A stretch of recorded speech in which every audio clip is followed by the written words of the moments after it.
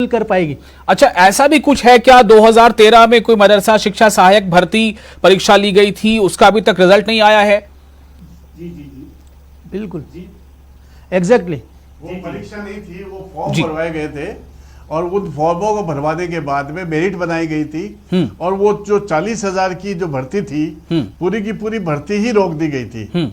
अब पुनः उसकी डिमांड की गई थी ताकि वो विद्यालय सहायक विद्यालयों में वो पैरा टीचर्स जा सके। सर मैं आपको बताऊं इसमें विशाल साहब जी, जो 6,000 मदरसा शिक्षा सहायक भर्ती महकमा अकलियत की जानिब से भर्ती कराई थी, जो उसका रिजल्ट ही आउट होना है। अच्छा। और अशोक गहलोत गवर्नमेंट की 2013 में भर्ती थी। अब जब उसका रिजल्ट अब दोबारा जब सरकार में आ गया, 1.5 साल हो गए, अगर उसको रिजल्ट आउट कर देते तो 6,000 मदरसों के अंदर ही मदरसा शिक्षा सहायक जो लगने हैं वो रेगुलर हो जाएंगे। उसके अलावा इन जो पैरा टीचर्स है इनको नियमित करने के लिए जो शिक्षा विभाग के अंदर दूसरी और जो भर्तियां है उसी की तर्ज पर कोई एक नया कैडर बनाए।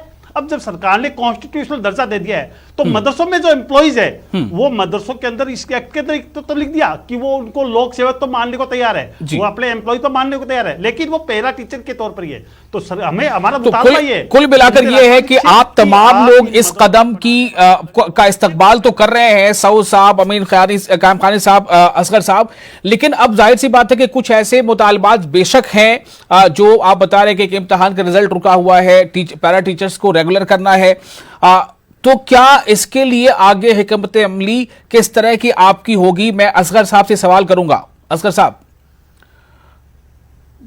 बिल्कुल, इसके लिए हम क्या है कि जो प्रॉपर विधायक हैं उनके जरिए से गवर्नमेंट पर दबाव बनाएंगे।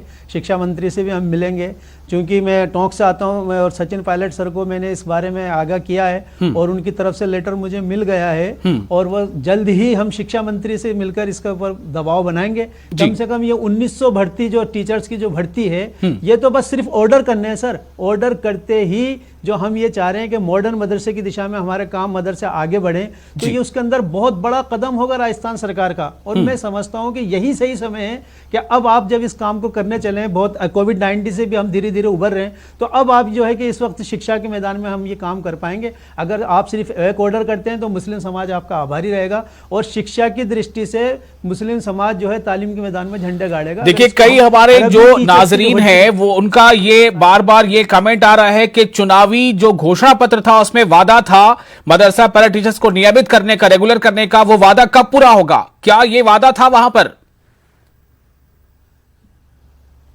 बिल्कुल, ये वादा हर मंशूर के अंदर मौजूद है और मैं समझता हूं कि अभी भी यही वक्त है कि अभी भी राजस्थान सरकार को चाहिए कि वो सब चीजों को ध्यान में रखते हुए और पैरा टीचर्स की तरफ ध्यान करे। मुख्यमंत्री महोदय ने और ये कहा उस तरफ आगे बढ़े। भर्तियां जो हुई है इसके बारे में पूरी तरह से वो सजग है और जो रेगुलर टीचर्स हैं, जो बाकी की भर्तियां हैं उनके बारे में भी कार्रवाई की जा रही है। तो अब जो कि वैधानिक दर्जा मिल गया है, तो वैधानिक दर्जा मिल गया तो बोर्ड सक्षम हो गया है और बोर्ड सक्षम हो गया तो माननीय मुख्यमंत्री ने ही 2003 में इसको बनाया था और अब इसको वैधानिक दर्जा भी उन्होंने दिलाया है। तो उन्होंने ये कहा है कि भाई इसको किस तरह से मजबूत किया जाए, उसके लिए प्रयास किए जा रहे हैं।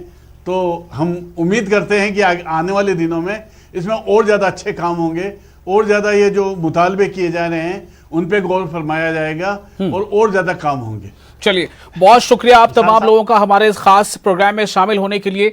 थोड़ी तकनीकी कमी रह गई थी इसलिए हम सवाल नहीं कर पाए फौरन आपसे, अख्तर साहब और असगर साहब, लेकिन हमारे जो नाजरीन सोशल मीडिया पे भी प्रोग्राम को लाइव देख रहे हैं उन्होंने भी कई सवाल और सुझाव इस मुबाहिसे में शामिल करने के लिए।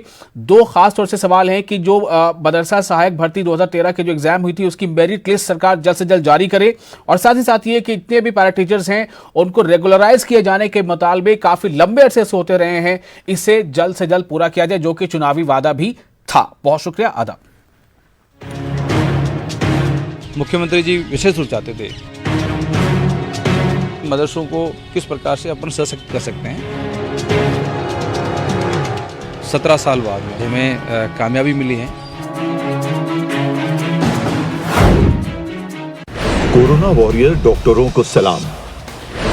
कोरोना से लड़ते डॉक्टरों के लिए भी फिक्र की जरूरत। मुल्क की कई रियासतों में डॉक्टर भी हुए कोरोना के शिकार। क्या डॉक्टरों को